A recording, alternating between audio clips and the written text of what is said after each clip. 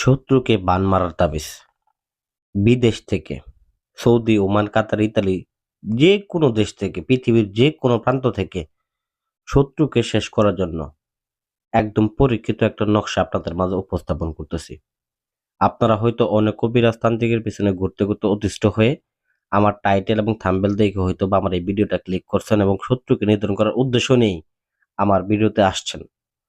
তো আমি ইনশাল্লাহ আপনাদেরকে কথা দিতেছি, ইনশাল্লাহ এই ভিডিওর মাধ্যমে আপনারা 100% শত্রু নিধন করতে পারবেন, শত্রু দমন করতে পারবেন। তো বিশেষ করে শত্রু দমন করার জন্য কিন্তু আরো ইউটিউবে অনেক ভিডিও আপনারা দেখছেন, কিন্তু মনোযোগ সহকারে দেখেন। আমি অনুরোধ করব ভিডিওটা মনোযোগ সহকারে দেখার জন্য। কবিরাজি কাজে সফলতা আনার 2টা উপায় আমি এই ভিডিওতে বলে দিব। আপনারা দেখা গেছে যে এই কাজ ভিডিওটা সম্পূর্ণ যদি দেখেন সেক্ষেত্রে উপকৃত হবেন, কোনো প্রকার ক্ষতির সম্মুখীন হবেন না। আর উপকৃত না হন সেক্ষেত্রে মূলত দেখা ভিডিওটা শুনেন, দেখেন, যদি আপনার কাজে না লাগে, দেখেন আপনি যদি আপনার কাছে যদি মনে হয় যে এই বিদ্যা কাজ হবে না, আপনি গালি দিয়ে দেন 2টা, আমি মাথা বাইতে নেব, সমস্যা নেই। তো যাই হোক, কিভাবে শত্রুকে নিধন করবেন এই বিদ্যাটা আমি বলে দিতেছি। স্ক্রিনে একটা নকশা দেখতে পাইতেছেন। এই নকশার মাধ্যমে মাত্র 24 ঘন্টা থেকে 3 দিনের মধ্যে শত্রুকে দমন করা যায়। কিভাবে শত্রুকে দমন করবেন? শুধুমাত্র একটা মন্ত্র এবং এই নকশার মাধ্যমে। মন্ত্রটা আমি আপনাদেরকে বলে দিব, তবে এই নকশাটার কাজ আমি আগে আপনাদেরকে বর্ণনা করি কোন সময় কিভাবে এই নকশাটার কাজটা আপনারা করবেন। তো বিশেষ করে এই নকশাটার কাজের মোক্ষম সময় হচ্ছে শনিবার, মঙ্গলবার দিন। তো আপনাদের তো আর বড় আসন নাই, আমাদের বড় আসন আছে। তো আপনাদের বড় আসন যাদের নাই, তারা দেখা গেছে শুধুমাত্র মোমবাতি আগরবাতি জ্বালায়, গোলাপ জল ছিটায় জায়গাটা পাক পবিত্র করে নিয়ে, পবিত্র হয়ে তারপরে বইসা এই কাজটাকে করতে পারেন। বিশেষ করে এই নকশা অঙ্কন করবেন কিসের উপরে? কাফনের কাপড়ের উপরে। তো ভাই, কাফনের কাপড় কোথায় পাবো? তো কাফনের কাপড় যদি আপনি না পান, সেক্ষেত্রে আপনারা দেখা গেছে কবিরাজের দোকানে গেলে হরিণের চামড়া কিনতে পাবেন। হরিণের চামড়াতে লিখবেন। তো লিখে, অথবা দেখা গেছে হরিণের চামড়া যদি কিনতে না পারেন সেক্ষেত্রে ভুজ পেপার পাবেন, ভুজ পেপার কিনবেন। তো কিনে দেখা গেছে নকশাটা অঙ্কন করবেন, শত্রুর নাম লিখবেন, শত্রুর পিতার নাম, মাতার নাম লিখবেন। যদি মেয়ে হয়ে থাকে মাতার নাম, ছেলে হয়ে থাকলে পিতার নাম লিখবেন।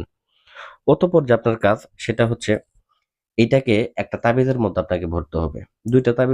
2টা নকশা অঙ্কন করে 2টাকে 2 তাবিজের মধ্যে ভরবেন। ভরার পরে মন দিয়ে মুখ বন্ধ করে নেবেন। বিশেষ করে আমি আপনাদেরকে বলি, অবশ্যই নকশাটা অঙ্কন করার ক্ষেত্রে পাঠার রক্ত ব্যবহার করলে সব থেকে ভালো। তবে যারা পাঠা বলি দিয়ে পাঠার রক্ত ব্যবহার করতে পারবেন না, তারা বাজার থেকে অরিজিনাল কামসিঁদুর কিনে নিয়ে যাবেন।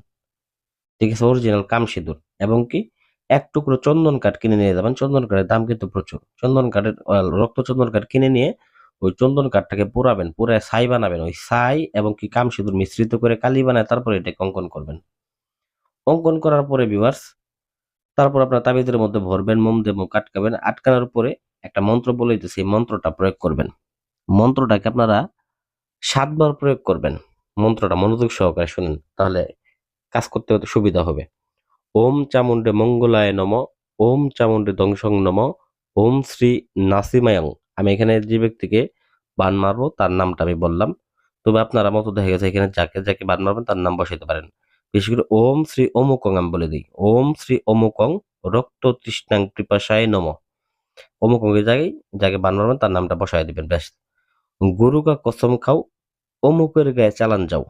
ওম মা তারা অমুকং দংশং করণাং নমস্তুতে, ওম মহাদেবায় নাসিমায়, বা অমুকং ওম মহাদেবায় অমুকং ধ্বংসং করণাং নমস্তুতে। তো এখানে যাই হোক, আমি আসলে মূলত দেখা গেছে ওই ব্যক্তির নাম দিয়ে পাঠ করে নাসিমা, তো ওই নামে পাঠ করছিলাম। তো যাই হোক, বিশেষ করে আপনারা এইভাবে মন্ত্রটা 7 বার পাঠ করবেন।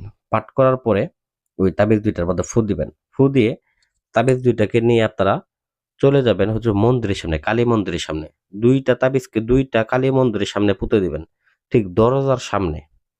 বলবেন ভাই মন্দির তো আমার আশেপাশে নাই, যে দেখবেন মন্দির যেখানে আপনি হোক আছে, আশেপাশে হোক একটু দূরে হোক আছে, মন্দিরের সামনে যায় শুধুমাত্র তাবিজ 2টা পুঁতে দিবেন। দেখবেন 24 ঘন্টার মধ্যে শত্রু যেইখানে থাকুক আপনার কোনো কিছু করতে হবে না। ঠিক আছে? মা কালী সবকিছু করবে, যা করার মা কালী করবে, আপনার কোনো কিচ্ছু করতে হবে না। এটা আমি 100% গ্যারান্টি দিলাম। তো কবিরাজি কাজে সফলতা লাভের 2টা উপায় আমি আপনাদেরকে বলে দিতে চাইছিলাম। এই 2টা উপায় হচ্ছে, 1 নাম্বার, এগুলা কাজ যদি বলতে দেখা গেছে আপনি যদি সফলতা লাভ করতে চান, আপনি যদি কোনো তান্ত্রিক, বিশেষ করে আপনি যদি তান্ত্রিক নাও হন সেক্ষেত্রে সফলতা অর্জন করতে পারবেন। এটার মেইন একটাই হচ্ছে, আপনাকে প্রথমত শর্ত হচ্ছে নিরামিষভোগী হইতে হবে। আপনাকে আমিষ খাওয়া যাবে না, নিরামিষভোগী হইতে হবে এবং মন্ত্রটা শ্রদ্ধার সাথে ভক্তির সাথে আপনাকে পাঠ করতে হবে।